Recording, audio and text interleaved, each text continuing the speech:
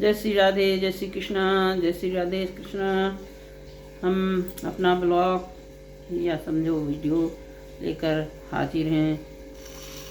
आप सबका स्वागत है इस ब्लॉग में। उषा पांडे आप सबका स्वागत करती है। आशा करते हैं आप सब कुशल मंगल से होंगे और हम आपको अपने ब्लॉग में भगवत कथा का वीडियो लेकर आते हैं, तो आप सुनिए। आज श्रीमद् भागवत का दसम स्कंध में आज 28वां अध्याय हम आपको सुनाएंगे और 28वां अध्याय एक पन्ने का है, तो 29वां अध्याय भी सुनाएंगे और आप ध्यान से सुनिएगा मन लगाकर, और लाइक कमेंट और सब्सक्राइब ज़रूर करिएगा। अच्छा लगेगा तो शेयर करिएगा। तो सुनिए, 28वें अध्याय में वरुण लोक नंद जी को छुड़ा कर लाना भगवान का ये कहानी है, और 29वें अध्याय में रासलीला आरंभ शुरू हो जाएगी। तो चलिए 28वां अध्याय दसम स्कंध का। श्री सुखदेव जी कहते हैं, परीक्षित नंद बाबा ने कार्तिक शुक्ल एकादशी का उपवास किया और भगवान की पूजा की तथा उसी दिन रात में द्वादशी लगने पर स्नान करने के यमुना जल में प्रवेश किया। नंद बाबा को यह मालूम नहीं था कि यह असुरों की बेला है और इसलिए वे रात के समय ही यमुना जल में घुस गए। उस समय पर उनके सेवक एक असुर ने उन्हें पकड़ लिया और वह अपने स्वामी के पास ले गए। नंद बाबा को खो जाने से ब्रज के सारे गोप श्रीकृष्ण ने, अब तुम ही अपने पिता को ला सकते हो बलराम, अब तुम्हारा ही भरोसा है। इस प्रकार कहते हुए रोने पीटने भगवान श्रीकृष्ण सर्वशक्तिमान है, सदा से अपने भक्तों का भय भगाते आए हैं। जब उन्होंने ब्रजवासियों का रोना पीटना सुना और यह जाना कि पिताजी को वरुण कोई सेवक ले गया है, तब वे वरुण जी के पास गए। जब लोकपाल वरुण ने देखा कि समस्त जगत के नरेंद्री और बहरेंद्रियों के प्रवर्तक भगवान श्री कृष्ण स्वयं ही उनके यहाँ पधारे हैं, तब उन्होंने उनकी बड़ी पूजा की। भगवान के दर्शन से उनका रोम रोम आनंद से खिल उठा। उसके बाद उन्होंने भगवान से निवेदन किया। वरुण जी ने कहा, प्रभु आज मेरे शरीर धारण करना सफल हुआ, आज मुझे संपूर्ण पुरुषार्थ प्राप्त हो गया, क्योंकि आज मुझे आपके चरणों की सेवा का शुभ अवसर प्राप्त हुआ। भगवान जी ने आपके चरण कमलों की सेवा का शुभ अवसर मिला। वे भव सागर से पार हो गए। भक्तों के भगवान वेदांतियों के ब्रह्मा और योगियों के परमात्मा हैं। आपके सर्वस्वरूप इस विभिन्न लोक सृष्टियों की कल्पना करने वाले माया नहीं, ऐसी श्रुतियां कहती हैं। मैं आपको नमस्कार करती हूँ। प्रभु मेरा यह सेवक बड़ा मूढ़ और अनजान है, आप कर्तव्य को भी नहीं जानता है। वही आपके पिताजी को ले आया है, आप कृपा करके उसका अपराध क्षमा कीजिए। गोविंद, मैं जानता हूँ कि आप अपने पिता के प्रति बड़ा प्रेम भाव रखते हैं। ये आपके पिता, इन्हें आप ले जाइए। परंतु भगवान आप सबके अंतर्यामी, सबके साक्षी, इसलिए विष्णुमोहन श्री कृष्ण आप मुझ पर दास पर है, कृपा कीजिए। श्री कृष्ण सुखदेव जी कहते हैं, परीक्षित भगवान श्री कृष्ण ब्रह्मा आदि ईश्वरों के भी ईश्वर हैं। लोकपाल वरुण ने इस प्रकार उनकी स्तुति करके प्रसन्न किया। इसके बाद भगवान अपने पिता नंद जी को लेकर ब्रज में आए और ब्रजवासी भाई बंधुओं को आनंदित किया।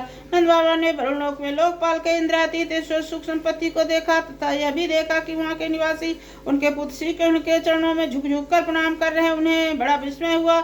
उन्होंने ब्रज में आकर अपनी जाति भाइयों सब बातें कह सुनाई। परीक्षित भगवान के प्रेम गोप यह सुनकर ऐसा समझने लगे, अरे ये तो स्वयं भगवान है। तब उन्होंने मन ही मन उत्सुकता से विचार किया कि क्या कभी जगदीश्वर भगवान श्री कृष्ण हम लोग को भी अपना मायातीत स्वधाम वहाँ लेकर अपने प्रेमी भक्त की ही जा सकते हैं, दिखलाएंगे। परीक्षित भगवान श्री कृष्ण सबदर्शी हैं, भला उनके इससे बात कैसे छिपी रहती। वे अपने अत्यमी गोपों और अभिलाषा जान गए। संकल्प सिद्ध करने के लिए कृपा से भरकर इस प्रकार सोचने लगे, संसार में जीवन अज्ञान बस शरीर में आत्मबुद्धि करके भांति भांति कामना और उनकी पूर्ति के लिए नाना प्रकार के कर्म करता, फिर उनके फलस्वरूप देवता, मनुष्य, पशु, पक्षी आदि ऊंची नीची योनियों में भटकता फिरता है। अपनी असली गति को, आत्मस्वरूप को नहीं पहचान पाता। परम दयालु भगवान श्री कृष्ण ने इस प्रकार सोचकर उन गोपों को माया अंधकार से अतीत अपना परम धाम दिखलाया। भगवान ने पहले उनको उस ब्रह्मा का साक्षात्कार कराया, जिसका सत्य ज्ञान अनंत सनातन और ज्योति स्वरूप तथा समाधि निष्ठ गुणातीत पुरुष ही से जिसे देख पाते हैं। जिस जलाशय में अक्रूर को भगवान ने अपने स्वरूप दिखलाया था, उसी ब्रह्म स्वरूप ब्रह्मा हृदय में भगवान उन गोपों को ले गए। वहाँ उन लोगों ने उसमें डुबकी लगाई। वे ब्रह्मा हृदय में प्रवेश कर गए। तब भगवान ने उसमें से उनको निकाल कर अपने परम धाम का दर्शन कराया। उस दिव्य भागवत स्वरूप लोक को देखकर नंद आदि को परमानंद में मगन हो गए। वहाँ उन्होंने देखा कि सारे वेद मूर्तियां होकर मूर्तिमान होकर भगवान श्री कृष्ण की स्तुति कर रहे। देखकर वे सबके सब परम विस्मित हो गए। श्री सुखदेव जी कहते हैं, परीक्षित, शरद ऋतु थी, उसके कारण बेला, चमेली आदि सुगंधित पुष्प खिलकर महक रहे थे। भगवान श्री हरण के समय गोपियों के उनसे रात्रियों का संकेत किया। वे सब के सब पूंजीभूत होकर एक ही रात्रि रूप में उल्लसित हो रही थी। भगवान ने उन्हें देखकर दिव्य बनाया। ये 29वां अध्याय है, इसमें रासलीला है। यही वहाँ से 28वां अध्याय खत्म हो गया, जहाँ भगवान ने सबको अपना परम धाम दिखाया। अब इसके आगे 29वां अध्याय है, आपसे बताना हमको भूल गया। श्री सुखदेव जी कहते हैं, परीक्षित, शरद ऋतु में कारण बेला, चमेली आदि सुगंधित पुष्प महक रहे थे। भगवान श्री हरण के पास समय गोपियों को जिन रात्रियों को संकेत दिया था, वे सबके सब पूंजीभूत होकर एक ही रात्रि में रूप से उल्लासित हो रही थी। भगवान उन्हें देखकर दिव्य बनाया। गोपियां तो चाहती ही थी अब भगवान के भी अपनी चित महाशक्ति योग मास के सहारे उन्हें निमित्त बनाकर रसमयी क्रीड़ा करने का संकल्प किया। अब न होने पर भी उन्होंने अपने प्रेमियों की इच्छा पूर्ण करने के लिए मन स्वीकार किया। भगवान संकल्प करते ही चंद्रदेव ने प्राची दिशा के मुखमंडल अपने शीतल किरण रूप कर कमलों की ललिमाओं की रोली के सरमल दी। जैसे बहुत दिनों के बाद अपनी प्राण प्रिया पत्नी के पास उसके आकर उसके प्रीतम पति उसे अभिनंदन करने के लिए ऐसा किया था। इस प्रकार चंद्रदेव ने उदय होकर केवल पूर्व दिशा का प्रत्युत संसार के समस्त चराचर प्राणियों का संताप जो दिन शरतकालीन प्रखर सूर्य रश्मियों के कारण बढ़ गया था, दूर कर दिया। उस दिन चंद्रदेव का मंडल अखंड था। पूर्णिमा की रात्रि थी। वे नूतन केसर समान लाल लाल हो रहे थे। कुछ संकोच में शीतविलासा की युक्त जान पड़ते थे। उनका मुखमंडल लक्ष्मी के समान मालूम हो रहा था। उनकी कोमल किरण के सारा बन अनुराग रंग से रंग गया। बन के कोने कोने में उन्होंने अपनी चांदनी द्वारा अमृत का समुद्र उड़ेल दिया। भगवान श्री कृष्ण ने अपने दिव्य जल उस रस के उद्दीपन पूरी सामग्री उन्हें और उस वन को देखकर अपनी वासुई ब्रज सुंदरियों के मन हरण करने वाली कामबीज क्लीन का स्पष्ट मधुर तान छेड़ी। भगवान का बंसी वादन भगवान के प्रेम को उनके मिलन का लालसा अत्यंत उकसाने वाला बढ़ाने वाला। यूं तो श्याम सुंदर पहले से ही गोपियों के मन को बस में कर रखा था। अब तो उनके मन की सारी वस्तुएं भय संकोच धैर्य मर्यादा आदि की वृत्तियां भी छीन ली। बंसी ध्वनि सुनते ही उनकी विचित्र गति हो गई। जिन्होंने एक साथ साधना की थी श्री कृष्ण की पति रूप में प्राप्त करने के लिए, गोपियां एक दूसरे के सूचना दे देकर यहाँ तक कि एक दूसरे से अपनी चेष्टा को छिपाकर वहां से जहाँ वे थे वहां के लिए चल पड़ी। परिचित वे इतने वेग से चली थी कि उनके कानों के कुंडल झोंके खा रहे थे। बंसी ध्वनि सुनकर जो गोपियां दूध दह रही थी अत्यंत उत्सुकता बस दूध धोना चल पड़ी। जो चूल्हे पर दूध उठा रही थी पंता दूध छोड़कर, और जो लपसी पका रही थी लपसी बिना उतारे ही जो कत्यों छोड़कर चली। जो भोजन परोस रही थी परसना छोड़कर वे छोटे छोटे बच्चों को दूध पिला रही थी। वे दूध पिलाना छोड़कर जो पतियों की सेवा शुश्रूषा कर रही थी वे सेवा शुश्रूषा छोड़कर स्वयं भोजन कर रही थी। वे भोजन करना छोड़कर अपने कृष्ण प्यारे के पास चल पड़ी। कोई कोई गोपी अपने शरीर में अंगराग चंदन उपटन लगा रही थी, कुछ आंखों में व्यंजन लगा रही थी। वे उन्हें छोड़कर उल्टे पुल्टे बस धारण श्री कृष्ण के पास पहुंचने के लिए चल पड़ी। पिता और पतियों भाइयों जाति बंधु उन्हें रोका। उनकी मंगलमयी प्रेम यात्रा में विधन डाला, परंतु वे इतनी मोहित हो गई थी कि इसे रोकने पर रुकी नहीं, ना रुक सकी। रुकती कैसे? विष्णु श्री कृष्ण ने उनके प्राण मन और आत्मा सब कुछ अपहरण कर लिया था। परीक्षित उस समय कुछ गोपियां घरों के भीतर थी, उन्हें बाहर निकल मार्गी ना मिला था। मैंने अपने नेत्र मूंद लिए।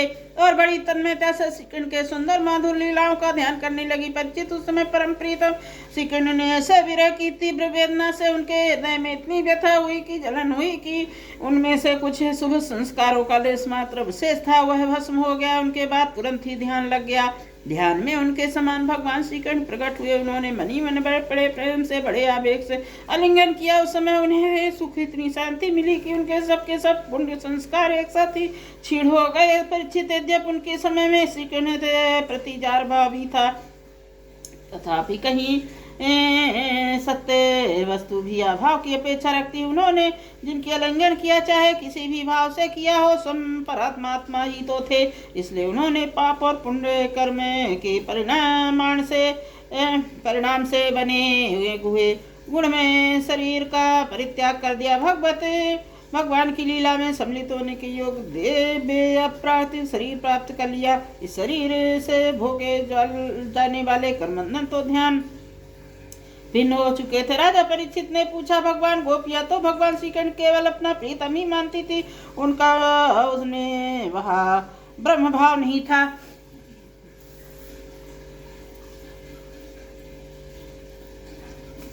इस प्रकार उनकी दृष्टि प्रकृति गुणों से ही आसक्त दिखती थी। ऐसी स्थिति में उनके लिए गुणों के प्रवाह रूप से संसार की निवृत्ति कैसे संभव हुई? श्री सुखदेव जी ने, परीक्षित मैं तुमसे पहले ही कह चुका हूँ कि चेदीराज शिशुपाल भगवान के प्रति देशभाव रखने पर भी अपने प्राकृतिक शरीर को छोड़कर अप्राकृतिक शरीर से उनका पार्षद हो गया। ऐसी स्थिति में जो समस्त प्राकृत और उनके गुण से अतीत भगवान श्री कृष्ण की प्यारी और उन्हें अनन्य प्रेम करती हैं, वे गोपियां उन्हें प्राप्त हो जाएं, इसमें कौन सी आश्चर्य की बात है? परीक्षित वास्तव में भगवान प्रकृति संबंधी बुद्धि बिना प्रमाण और प्रमेय गुण गुणी भाव से रहित है। वे अचिंत नित्य अप्राकृत परम कल्याण रूप गुणों के एकमात्र आश्रय हैं। उन्होंने यह जो अपने को तथा अपनी लीला को प्रकट किया, उनके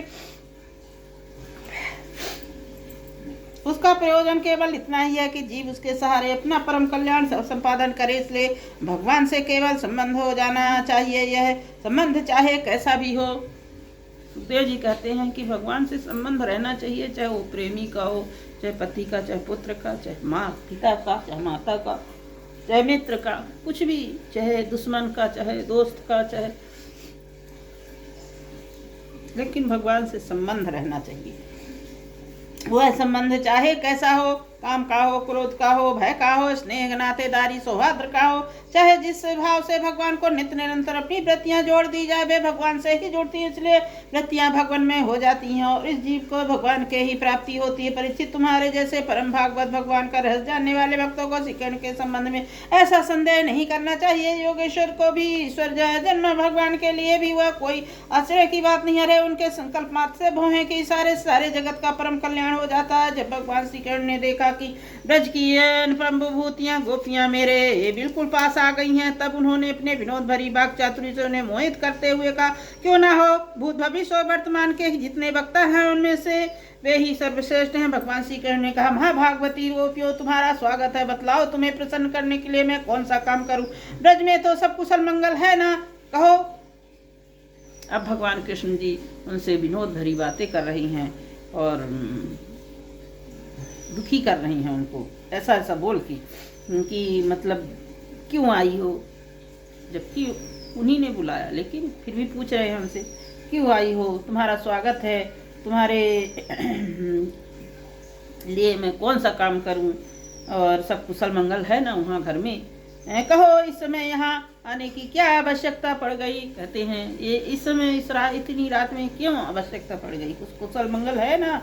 सुंदरी गोपियां, रात का समय है, यह स्वयं ही बड़ा भाई आमना होता और इसमें बड़े बड़े भाई अपने जीव जंतु इधर उधर घूमते रहते थे। तुम सब तुरंत ब्रज में लौट जाओ। रात के समय घोर जंगल में स्त्रियों को नहीं रुकना चाहिए। अब कितना बड़ा मतलब दिल तोड़ने वाली बात कर रही हैं उनको। वो आई हैं उनके पास और वो बोल रहे हैं कि चली जाओ, ब्रज में लौट जाओ, इतनी रात में स्त्रियों को रुकना, घोर जंगल है, अंधेरा है, यहाँ शेर चीते घूम रही हैं, ऐसा बोल के उनको ऐसा बोल रही हैं। अतः तुम सब तुरंत ब्रज में लौट जाओ। रात के समय घोर जंगल में स्त्रियों का रुकना नहीं चाहिए, तुम्हें ना देखकर तुम्हारे माँ बाप, पति, पुत्र, भाई, बंधु ढूंढ रहे होंगे। उन्हें भय में ना डालो। तुम लोगों ने रंग बिरंगों पुष्पों से लदे हुए यह वन की शोभा को देखी। अपराह्न चंद्रमा की कोमल राशि से यह रंगा हुआ है मानो उन्होंने अपने हाथों चित्रकारी की हो। और यमुना जी की जल का स्पर्श करके बहने वाले शीतल समीर को मंद मंद गति से हिलते हुए ये वृक्षों के पत्ते तो वन की शोभा को बढ़ा रहे हैं, परंतु अब तो तुम लोगों ने यह सब कुछ देख लिया है। अब देर मत करो, शीघ्र से शीघ्र ब्रज में लौट जाओ। तुम लोग कुलीन स्त्री हो और समसती हो। जाओ अपने पतियों और सतियों की सेवा शुश्रूषा करो। देखो तो तुम्हारे घर में नन्हे नन्हे बच्चे और गौओं के बछड़े रो रहा रहे, उन्हें दूध पिलाओ, गौए दूहो। अथवा यदि प्रेम से परवश होकर तुम लोग यहाँ आई हो तो इसमें कोई अनुचित बात नहीं है। यह तो तुम्हारे योग्य ही है, क्योंकि जगत के पशु पक्षी तक मुझसे प्रेम करते हैं। अब देखिए क्या कह रहे हैं कि आई हो तो कोई बात नहीं, जगत के सारे संसार के जीव जंतु पशु पक्षी सभी मेरे से प्रेम करते हैं, उसमें आप भी हो, ऐसा कोई बात नहीं है। मुझे देखकर प्रसन्न होते हैं। कल्याणी गोपियों, स्त्रियों का परम धर्म यही है कि वे पति और उसके भाई बंधु निष्कपट भाव से सेवा करे, संतान का पालन करे। जिन स्त्रियों का उत्तम लोक प्राप्त करने की अभिलाषा हो, वे पति का पात्र को छोड़कर किसी भी प्रकार के पति का परित्याग न करे, भले ही वह बुरे स्वभाव वाला, भागीन, वृद्ध, मूर्ख, रोगी और निर्धन हो के ही क्यों ना हो। कुलीन स्त्रियों के लिए जार पुरुष की सेवा सब तरह से निंदनीय है। अब उन्हें ज्ञान दे रहे हैं कि अब पति चाहे जैसा भी हो उसकी सेवा करें, चाहे वो दुखी हो, निर्धन हो, बलहीन हो, वृद्ध हो, और किसी भी स्त्री को दूसरे पुरुष की आराधना नहीं करना चाहिए, उससे उनका परलोक बिगड़ता है, स्वर्ग नहीं मिलता है, इस लोक से में अपयश हो जाता है। यह कुकर्म तो स्वयं तुच्छ क्षणिक हैं, मतलब ये सब कुकर्म हैं और ये तुच्छ क्षणिक हैं। इसमें प्रत्यक्ष वर्तमान में भी कष्ट ही कष्ट है, वर्तमान में भी कष्ट ही कष्ट है, ऐसा समझा रहे हैं भगवान। मोक्ष आदि की तो बात ही कौन करे, साक्षात परम भय नरक आदि का हेतु है। गोपियों, मेरी लीला और गुणों को स्मरण से, रूप के दर्शन से, उन सबके कीर्तन ध्यान से मेरे प्रति ऐसे अनन्य प्रेम की प्राप्ति होती है। वैसे प्रेम की प्राप्ति पास रहने से नहीं होती, इसलिए तुम लोग अभी अपने अपने घर लौट जाओ। श्री सुखदेव जी कहते हैं, परीक्षित, भगवान श्री कृष्ण है अप्रिय भाषण सुनकर गोपियां उदास खिन्न हो गई। ये अप्रिय भाषण उनकर सुनकर और उदास और खिन्न हो जाती हैं, उनकी आशा टूट जाती है। वे चिंता के अथाह और अपार समुद्र में डूबने उतराने लगती हैं। अब चिंता के अथाह समुद्र में डूबने उतराने लगती हैं। उनके बिंबा फल के समान लाल लाल अधर शोक के कारण चलने वाली लंबी और गर्म सांस से सूख जाती हैं। अब गरम लंबी सांस निकलने लगती है और उनके होंठ जो होते हैं सूख जाते हैं। उन्होंने अपने मुंह के नीचे की ओर लटका रहे हैं। वे पैर के नखों को धरती कुदेरने लगती, नेत्रों से दुख, आंसू और बह बहकर काजल के साथ बच्चे स्थल पर पहुंचने लगी। वही केसर कब धोने लगी। उनका हृदय दुख से इतना भर गया कि वे कुछ बोल ना सकी, चुपचाप खड़ी रह गई। गोपियों ने अपने प्यारे श्याम सुंदर के लिए सारी कामनाएं, सारे भोग छोड़ दिए थे। अब बेचारी चक्कर मान जक्का गई कि क्या कह रहे हैं भगवान, और खड़ी के खड़ी रह गई, कुछ बोल ही नहीं सकी। और सारे भोग और सारे सुख छोड़कर और भगवान के पास आई थी। श्रीकृष्ण में उनके अनन्य अनुराग, परम प्रेम। जब उन्होंने अपने प्रीतम श्रीकृष्ण को यह निष्ठुरता से भरी बातें सुनी जो बड़ी ही अप्रिय सी मालूम हो रही थी, बड़ा दुख हुआ। आंखें रोते रोते लाल हो गई, आंसुओं के मारे रुंध गई। उन्होंने धीरज धारण करके अपनी आंखों से आंसू पोंछे और फिर प्रणय कोप के कारण वे गदगद वाणी से कहने लगी। अब आंसू से भरा हुआ आंख में और प्रणय कोप से भारी गदगद होकर अब बोलती हैं गोपियां। गोपियों ने कहा, प्यारे श्रीकृष्ण, तुम घट घट व्यापी हो, हमारे हृदय की बात जानते हो, तुम्हें इस प्रकार निष्ठुरता भरे वचन नहीं कहने चाहिए। हम सब कुछ छोड़कर केवल तुम्हारे चरणों में ही प्रेम करती हैं, इसमें संदेह नहीं कि तुम स्वतंत्र और हठीले हो, तुम पर हमारा कोई बस नहीं है। फिर भी तुम अपने ओर से जैसे आदि पुरुष भगवान नारायण कृपा करके अपने मोक्ष भक्तों को प्रेम करते हैं, वैसे ही हमें स्वीकार कर लो, हमारा त्याग मत करो। प्यारे श्याम सुंदर, तुम सब धर्मों का रहस्य जानते हो। तुम्हारा यह कहना अपने पति, पुत्र और भाई बंधुओं को सेवा करना स्त्रियों का स्वधर्म है, अक्षरशः ठीक है, परंतु उपदेश के अनुसार हमें तुम्हारी ही सेवा करनी चाहिए, क्योंकि तुम ही यह उपदेश के पद हो, साक्षात भगवान हो। तुम्हारे समस्त शरीरधारियों के हृदय आत्मा और परम प्रीतम है। आत्मा ज्ञान के में निपुण महापुरुष तुमसे ही प्रेम करते हैं, क्योंकि तुमने निरंतर प्रिय अपने ही आत्मा हो। अनंत सुखद दुखद पति पुत्राद से क्या प्रयोजन परमेश्वर, इसलिए हम पर प्रसन्न हो, कृपा करो। कमल नयन चिरकाल से तुम्हारे पति पालिपोसी आशा अभिलाषा के लहलाती लता को छेदन मत करो। मनमोहन, अब तक हमारा चित्त घर के धंधों में लगा रहता था, इससे हमारे हाथ में भी उनमें रमे हुए थे, परंतु तुमने हमारे देखते देखते हमारा चित्त लूट लिया। इसमें तुम्हें कोई कठिनाई भी नहीं उठानी पड़ी। तुम तो सुख स्वरूप हो ना, परंतु अब तो हमारी गतिमति निराली हो गई है। हमारे ये पैर तुम्हारे चरण कमलों को छोड़कर एक पग भी हटने के लिए तैयार नहीं हट रहे हैं। फिर हम ब्रज में कैसे जाएं, और यदि वहां जाएं भी तो करें क्या। प्राण बल्लभ हमारे प्यारे सखा, तुम्हारे मंद मंद मधुर मुस्कान, प्रेम भरी चितवन और मनोहर संगीत ने हमारे हृदय में तुम्हारे प्रेम और मिलन की आग धधका दी है। उसे तुम अपने अधरों की रसधारा से बुझा दो, नहीं तो प्रीतम ये सच कहती हैं, तुम्हारे विरह व्यथा की आग से हम अपने अपने शरीर जला देंगी और ध्यान उसके द्वारा तुम्हारे चरण कमलों को प्राप्त करेंगी। प्यारे कंवल नयन, तुम वनवासियों के प्यारे और भी तुमसे बहुत प्रेम करते हैं। इससे प्राय तुम उन्हीं के पास रहते हो, यहाँ तक कि तुम्हारे चरण कमलों की सेवा का अवसर स्वयं लक्ष्मी जी को भी कभी कभी मिलता है। तुम्हीं चरण का स्पर्श हमें प्राप्त हुआ, इस दिन सौभाग्य हमें मिला और तुमने हमें स्वीकार करके आनंदित किया। उसी दिन हम और किसी सामने एक क्षण के लिए भी ठहरने में समर्थ हो गई। पति पुत्र आदि की सेवा तो दूर रही, हमारे स्वामी जिन लक्ष्मी जी का कृपा कटाक्ष प्राप्त करने के लिए बड़े बड़े देर तक तपस्या करते हैं, लक्ष्मी जी तुम्हारे वक्षस्थल में बिना किसी के प्रतिद्वंदिता के स्थान प्राप्त कर लेने पर भी अपनी सौ तुलसी के साथ तुम्हारे चरणों की रज पाने की अभिलाषा किया करती है। अब तक की सभी भक्तों ने उस चरण का सेवन किया है, चरण रज का सेवन किया उन्होंने के समान हम भी तुम्हारी उसी चरण रज के शरण में आई हैं। भगवान, अब तक जिसने भी तुम्हारे चरणों को शरण ली है, सारे कष्ट तुमने मिटा दिए हैं। तुम हम पर कृपा करो, हमें तो अपने प्रसाद का भाजन बनाओ। हम तुम्हारी सेवा करने की आशा अभिलाषा से घर कुटुंब गांव सब कुछ छोड़कर तुम्हारे युगल चरणों के शरण में आई हैं। प्रीतम, वहाँ तो आपकी आराधना के लिए अवकाश ही नहीं है। पुरुषभूषण पुरुषोत्तम, तुम्हारी मधुर मुस्कान और चारु चितवन हमारे हृदय के प्रेम को मिलन की आकांक्षा की आग धधका दी है। हमारा रोम रोम उसमें जल रहा है। तुम हमें अपनी दासी के रूप में स्वीकार कर लो, हमें अपनी सेवा का अवसर दो। प्रीतम, तुम्हारा सुंदर मुखकमल जिस पर घुंघराली यल के झलक रही, तुम्हारे कमनी कपोल जिन पर सुंदर सुंदर कंडल नटना अनंत सुंदर बिखेर रहे हैं, तुम्हारे मधुर अधुर उनके सुधा को भी लजाने वाली तुम्हारी यह नयन मोहिनी चितवन जो मंद मंद मुस्कान से उल्लासित हो रही है। तुम्हारे दोनों भुजाएं जो शरण गतों को अभय दान देने की अत्यंत उदार हैं, और तुम्हारा यह वक्षस्थल जो लक्ष्मी जी का सुंदर की एकमात्र देवी का नित्य क्रीड़ा स्थल है, देखकर हम सब तुम्हारी दासी हो गई। हमारे श्याम सुंदर तीनों लोकों में भी ऐसा कौन सी स्त्री है जो मधुर मधुर पद अवरोह क्रम से विविध प्रकार की मूर्छनाओं से युक्त तुम्हारी बंसी की तान सुनकर तथा त्रिलोक सुंदर मोहिनी मूर्ति को जो अपने एक बूंद सुंदर से त्रिलोकी को सुंदर का दान करती है, एवं जिसे देखकर गोप अच्छी वृक्ष और हरिण भी रोमांचित पुलकित हो जाते हैं। अपने नेत्रों से निहार कर आर्य मर्यादा से विचलित न हो जाएं।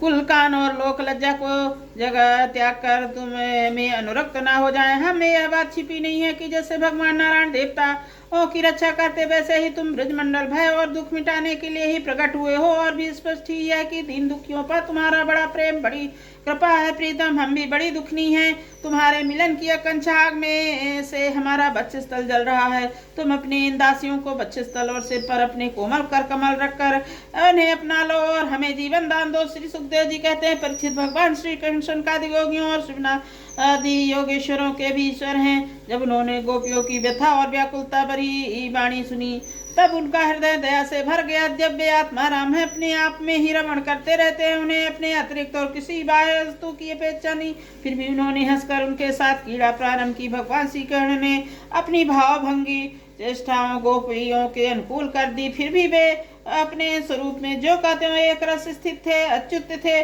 जब वे खुलकर हंसते तब उनके उज्जवल उज्जवल दांत कुंडलियों के समान जान पड़ते। उनके प्रेम भरी चितवन से, उनके दर्शन आनंद से गोपियों का मुख कमल प्रफुल्लित हो गया। वे उन्हें चारों ओर से घेर कर खड़ी हो गई। उस पर श्री कृष्ण की ऐसी शोभा हुई मानो पत्नियों की तारिकाओं से घिरे हुए चंद्रमा ही हैं। गोपियों के साथ साथ यूथों के स्वामी भगवान श्री कृष्ण वैजंती माला पहने वृंदावन की शोभा आमान करते हुए विचरण करने लगे। हाँ, कभी गोपियों अपने प्रीतम श्री कृष्ण के गुणों लीलाओं का गान करती तो कभी श्री कृष्ण गोपियों के प्रेम और सुंदर में गीत गाने लगते। इसके बाद भगवान श्री कृष्ण गोपियों के साथ यमुना नदी के पावन पुलिन पर जो कपूर के समान चमकीली बालू से जगमगा रहा था पदार्पण किया। यमुना जी की तरल तरंगों के स्पर्श शीतल कुमुदनी सहज सुगंध से सुवासित वायु के द्वारा सेवित हो गई। उस आनंदप्रद पुलिन पर भगवान गोपियों के साथ क्रीड़ा की। हाथ फैलाना, लिंगन करना, गोपियों के हाथ दबाना, चोटी झांक निभी और स्तन आदि का स्पर्श करना, विनोद करना, नख क्षत करना, विनोद पूर्ण चितवन से देखना, मुस्काना, क्रियाओं गोपियों दिव्य कमर परमोज्वल प्रेम भाव की उत्तेजित करते हुए भगवान श्री कृष्ण ने क्रीड़ा द्वारा आनंदित करने लगे। उदार शिरोमणि सर्वव्यापक भगवान श्री कृष्ण ने जब इस प्रकार गोपियों के समान किया तब गोपियों के मन में ऐसा भाव आया कि संसार की समस्त स्त्रियों में हम भी ही श्रेष्ठ हैं, हमारे समान और कोई नहीं। वे कुछ मानवती हो गई। भगवान ने देखा कि इन्हें तो सुहाग का कुछ गर्व हो गया है और वह मानवी करने लगी हैं। तब वे उनके गर्व शांत करने के लिए तथा उनका मान दूर करने प्रसन्न करने के लिए वहीं उनके बीच से अंतर ध्यान हो गए। इस तरह आज का अध्याय खत्म हुआ। अब कल 30वां अध्याय और हम कल आपको 30वां अध्याय सुनाएंगे। विरह गीत है, उसमें विरह का मतलब गीत है और हम तो हिंदी से सुना रहे हैं पूरा, तो विरह गीत का हिंदी ही है। तो कल हम 30वां अध्याय सुनाएंगे। आज का अध्याय समाप्त हुआ। आरती अति पावन पुराण की, धर्म भक्ति विज्ञान खान की, महापुराण भागवत निर्मल सुखमुख विगलत निगम खल पर परमानंद सुधा रसमय कल लीलारति रस रस निधान की, कल मथन त्रिताप निवारिन जन्म तुम्हें भयार से सकल सुखारिन सुमोषित हरिचरित गान की, विषय विलास विमोह विनाश विमल विराग विवेक विकासन भगवत तत्व रहस प्रकाशन परम ज्योति परमात्म ज्ञान परमहंस मुनि मन उल्लासिन रसिक हृदय रस रास विलासिन भुक्ति मुक्ति रथ प्रेम सुदास कथा किंचन प्रिय सुजान की, आरती अति पावन पुराण की, धर्म भक्ति विज्ञान कान की।